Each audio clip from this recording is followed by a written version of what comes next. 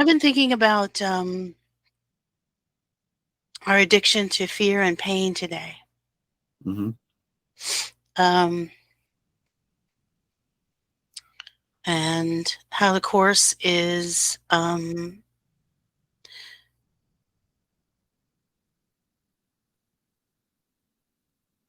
illuminating. That was the word I needed. How the Course is illuminating our choice in that matter. Hmm. Yeah. But also how seductive this addiction is to fear and pain. Yeah, it's only seductive when we're caught in our egos, because all fear would come from the ego, since it's based on the instinct of self preservation. Well, if we're something beyond ego, we don't have to worry about self preservation. That's attached to the body. So it's just the ego instinct that grows and puts itself in inappropriate places. So when we're engulfed in ego, then the addiction is very strong, because if we don't preserve ourselves, we're not here at all in the first place. So fear is extremely important in the end, as long as it plays out the role that nature intended and not the role that we've put it into, because of the fact that we're clueless that we're doing this in the first place. It seems to be the right thing to do, to be afraid of certain things based on our unconscious associations. It's the only way we can, I think, be free of it totally, is to be beyond ego, to see the picture as it is, to see what we're doing to ourselves and not blame circumstances or other people, which is what we do. We say it's because of this, and therefore, I want to avoid it, or fear many times can lead to anger, and irrational conclusions, which is where I think a lot of the source of bigotry is. And we don't even know we're doing it, because when we're not getting a good enough and full enough, and especially an objective picture of who we are. So that addiction, I think, is still strong. I don't even know if it goes away. Maybe it does, but to be able to see it more objectively means it has less of a hold on you. If it's not holding you back and restricting you, then I think there we are. We're getting to a place beyond ego, being able to see things more fully and correctly. And the Course, I think, constantly brings that up. It's constantly, getting rid of fear, forgiving, letting go, and all these different ways that it's promoting that, so that it'll kind of sink in to our awareness, as long as we follow the workbook and actually do the work that's involved, which I think requires going through the workbook who knows how many times, in order for that to really begin to sink in and to really focus on doing that. So the ego will rebel against that.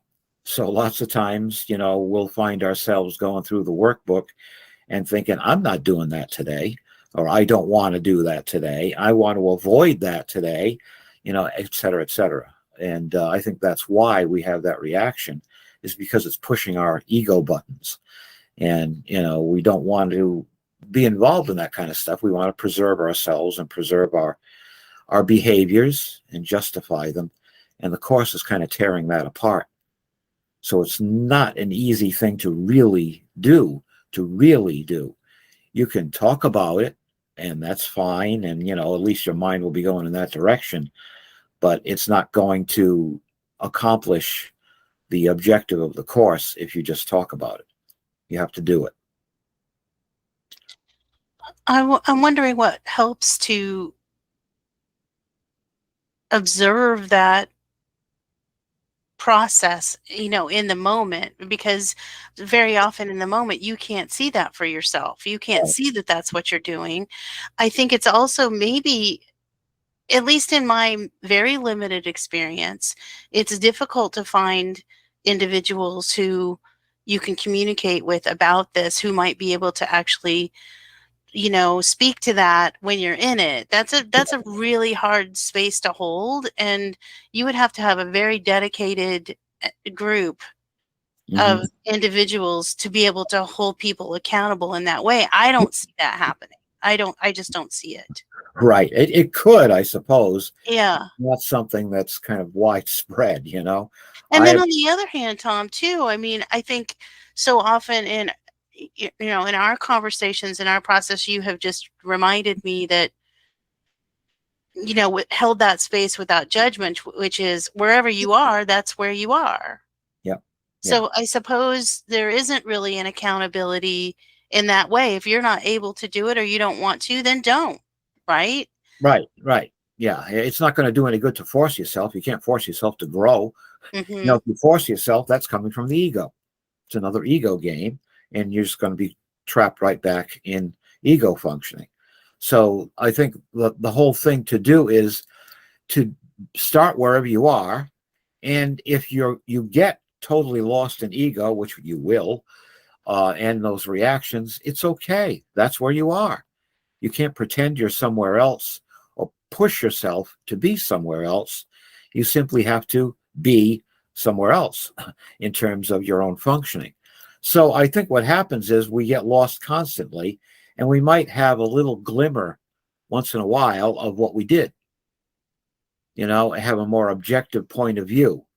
The good thing about a group, if the people were serious about doing this and really pursuing it, is maybe that perspective could come from someone else in the group sometimes, and you could take it in, might speed the process up.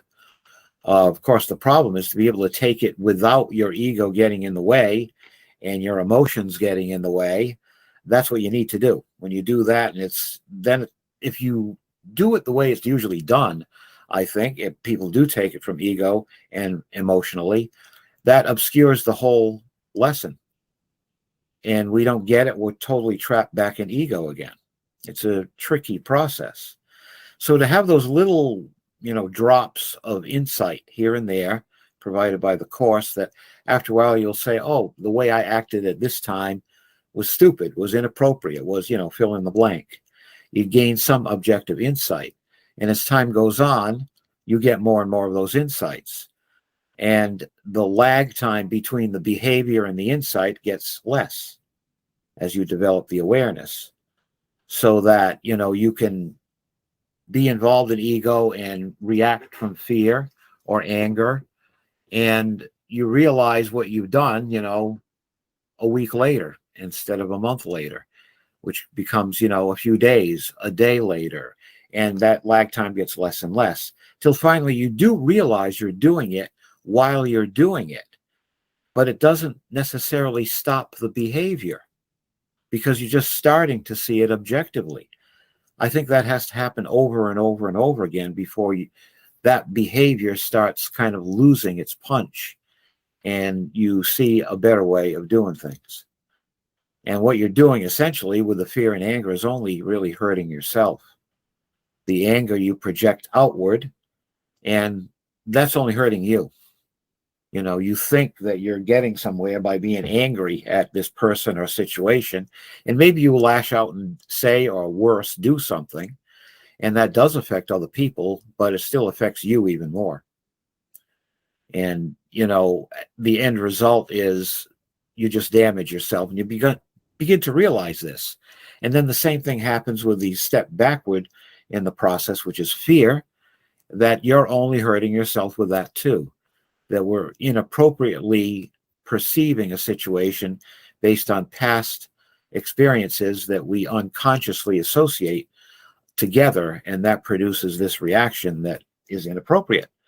And you begin to see that, but how do you get that if it's unconscious and you're in your ego?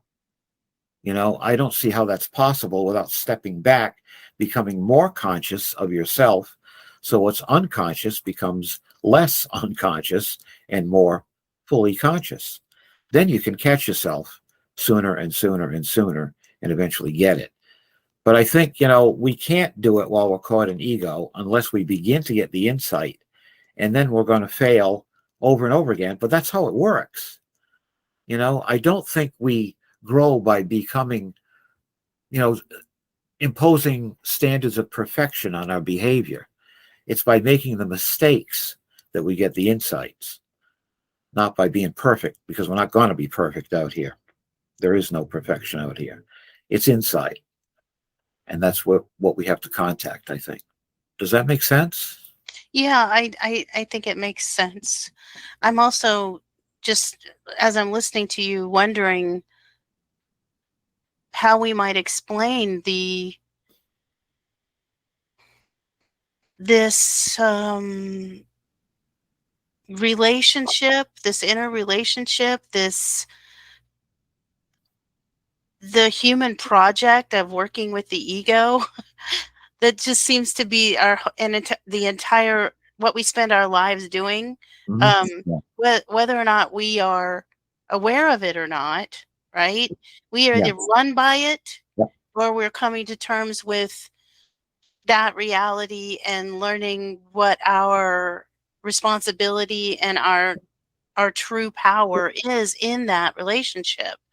And it seems that emotion is the catalyst to revealing Yeah. Yeah. this this truth. What would you say to that? Yeah. And I think not only emotion, but our emotional reaction to our instincts, that we want it to be a certain way in order to survive, essentially, in the beginning. And if we're experiencing something that we have an avoidance reaction to, then we think that's the wise thing to do, to avoid this particular thing, to avoid this particular thought, emotion, person, whatever it might be. And what that does is essentially reinforce our shutting off our awareness. We avoid this, we run away from it. Okay. And then if we can't run away from it, that's when anger comes in. We have to defend ourselves. So if we're totally caught in that, we can't see it. We can't get what it is we're doing. And the whole process of being here, I think, is to meet the challenges that we face and learn from them. That's how we work with the ego. We don't work with the ego as much if everything is going great. If we're on vacation for the rest of our lives, how much are we going to grow? We kind of have to get hit over the head several times and go, oh, wait a minute. And that's what wakes us up. And it is a lifelong process of seeing that the ego is actually an instrument we use. Our personality is our method of expression here. It's not who we are, which sounds crazy to most people because the experience of going beyond the ego and personality isn't readily available. We don't usually do it.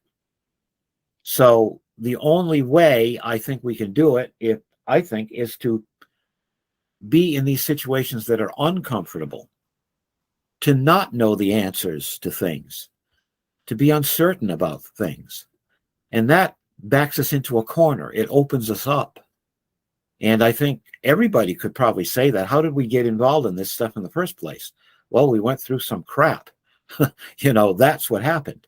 We went through things we didn't like. And built into that, I think, even by nature or life itself, is the process of becoming aware of what we're doing. And as a result, becoming more aware of who we are. It's through the difficulties. It's by being weak. It's by not being able to handle some things that we are forced to go elsewhere to figure out what to do here. And that, I think, that is that lifelong process of working with the ego till we realize the ego is not separate from us either, that everything is just one big expression.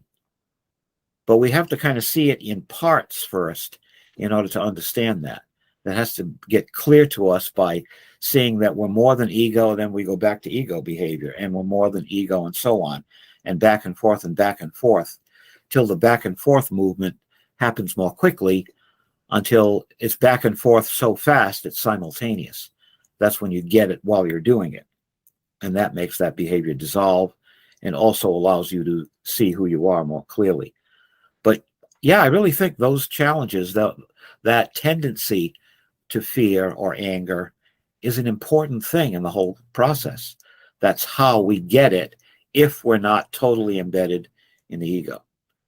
It's almost like you have to be stripped of everything in order to really get there and see it.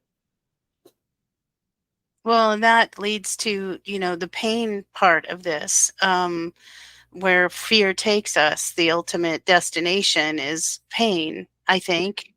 Um, and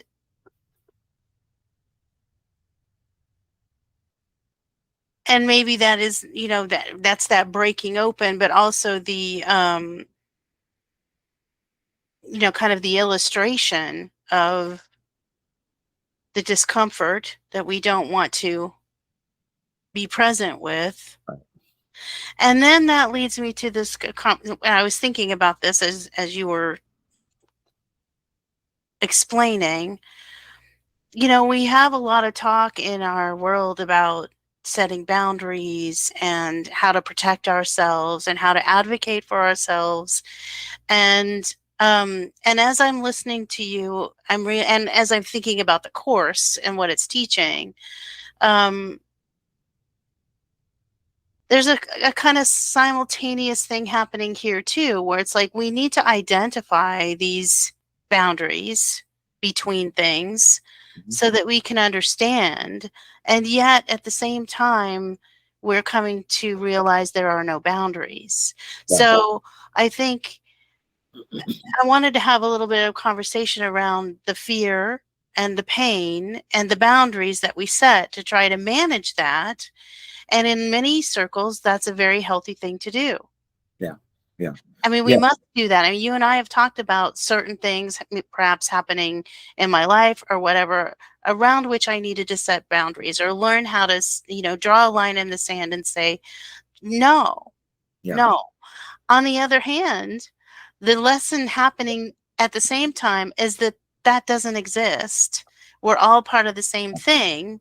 And so how does one hold that in tension and in balance? Well, I think looking at it from the point of view of the Course, which is wholeness, completeness, that everything is there simultaneously. So the way we experience life in the waking state is there are boundaries. We have to distinguish one thing from another in order to survive. That's the basic thing we have to do in order to be here and to stay here. So looking at things in terms of boundaries without a behavior is totally appropriate because that's the way it works here.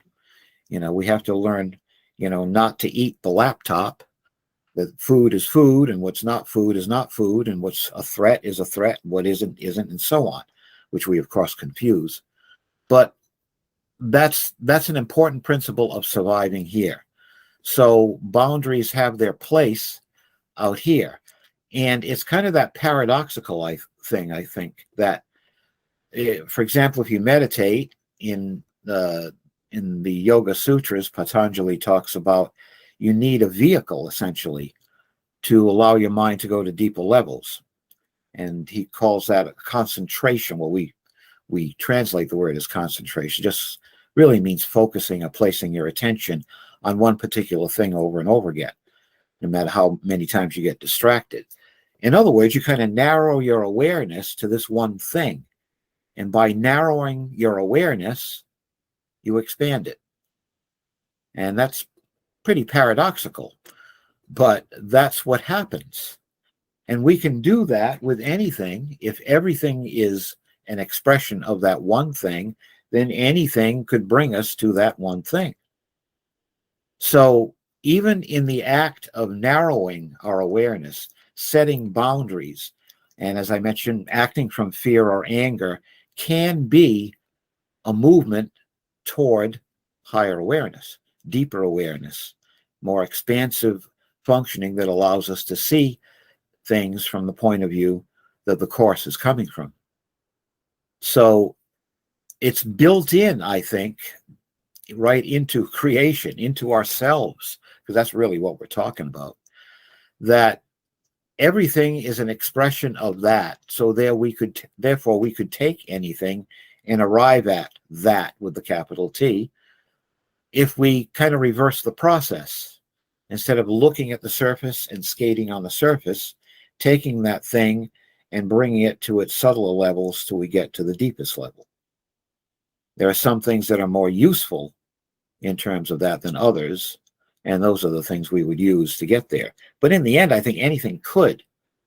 It's whether it has that potential that can be actualized for us or not is another thing. Could you speak a little bit less abstractly about this and give some examples to help folks? Because we are really in the ether right now. Yeah, it's getting a little hard to breathe up here. Yeah, it's, well, like I mentioned, fear, for example, that when we come across a situation that we really can't handle, is producing a huge amount of fear, anxiety, and so on. We get very upset by it. We can't handle it. But we can't get rid of it either. It keeps on happening regardless of what we do. Things that are out of our control completely. For example, the hurricane. There's nothing that we can do about that on the surface level. We can't stop a hurricane from coming in. And it could cause all kinds of fear and anxiety. But the situation can accommodate itself to our standards. It cannot do that at all. So what happens? We have to go somewhere else. There are no outer solutions to this situation.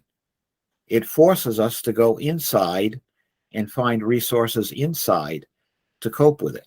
In the end, we have to just accept the fact that a hurricane was there and was coming in, and it was a huge one and very deadly. We can't do anything about it.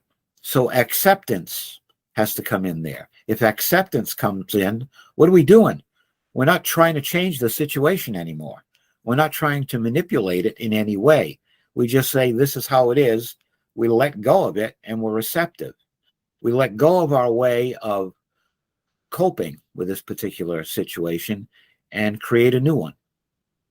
So by going inside, becoming more creative, and being able to function anyway, that bad or seemingly bad situation has forced us into a position of growth. Okay? So a hurricane, which is, again, just an expression of the weather, creation, the way it is here on Earth, is providing us with a way to grow. And we're not going to see that when it happens. We're going to be overcome by the emotion. We're going to be overcome by the result if it's a bad one. So it's something that will have to take place over a period of time. We're stuck in this surface level of functioning. But if we get backed into a corner often enough, we have to learn how to get out of the corner in a way we never have before. There's nothing we can do. That's when we grow. So it's by being, like I said, weak, destroyed, the exact opposite, imperfect, a mess, that we can start picking up the pieces and put them together in a new way and grow as a result. So it's that sort of thing, I think, that life presents us with these things over and over and over again. And this is what we have to do in order to grow, because it's built into life. This is how it is. We all have these things happen to us. Either we stay in ego and we end up with some kind of pathology, or we have some kind of pathology and as a result we grow from it. There's, by staying stuck in the old programming, that's when we don't get anywhere. Our mind goes round and round and round in circles and we don't grow. But by being forced into something else, that's the impetus for growth. And we can use that as a result, as a springboard to grow further and do more and more and more in that direction. Or not, it's up to us. If we recognize what's happening to us, we can do it. If we don't, we're going to be clueless till we do. And if we're clueless, we suffer. And if we are not clueless, if we get it, we still experience the pain. That's the stimulus for growth. But we don't cling to it. We don't stay in it. We don't suffer anymore. We still feel the pain, but we get it a little better. Part of that programming, being stuck in that past programming arises in the judgment about what is bad and good and what I'm experiencing in this moment. And so I can be very hard on myself about, like, why can't I keep my act together, in the face of this particular event or stimulus or person or whatever the trigger happens to be. But I also see that happening in a tendency to want to prevent the people that we love from going through this experience as well, to allow someone to be weak and destroyed and, a mess without trying to fix it, without trying to make it better, and or even denying it and saying it's not that way. So really, if you just, kind of look at it from this perspective, you can see that everything is okay, right? And it's hard to allow that space for the pain to be what it is, the lesson that it is, both for ourselves and for the people that we love. Yeah. And if we don't see that bigger picture involved there, we're going to want to stop the pain. And who can blame anyone for trying to do that? That makes perfect sense. Wherever they're at or we're at the time that causes pain is valid. It's an important part of what we're going through. It doesn't erase the fact of what's going on with the person or with ourselves. That's what's going on. That needs to go on for us to get it. And we may not see that at the time. We may not see it for a long time. We may never see it. But as the insights start coming in more and more and more, we do see it more and more and more. And as you said, it makes sense then. It's okay. Everything's all right the way it is. But it certainly doesn't seem that way when something is going on that we don't like. It goes against our principles of what's painful and what's pleasurable. We want pleasure. We don't want pain. This is painful, therefore it's not good. As soon as we place the value judgment on it, then it becomes kind of an addiction. Like even with a substance, we take it because we feel good, but it ends up not being the best thing to do. If we go through the pain of withdrawal, we end up being free. And it's the same with this. We have to go through this pain of the withdrawal from the attachments that we've created in life around us and within us in order to be free. And to see it from a non-judgmental point of view, that's not easy. And we're never going to do that from the ego. That's just not going to happen. We have to see the bigger picture. We have to see how this whole process happens over a lifetime. So we can't confine our awareness to one event or two events or three events. We have to take in everything, because unity is everything. It's what we experience as pain, what we experience as pleasure, what we experience as neither one of those things. If we are aware of all of them and accept all of them, we can get somewhere. The first thing we have to do is accept.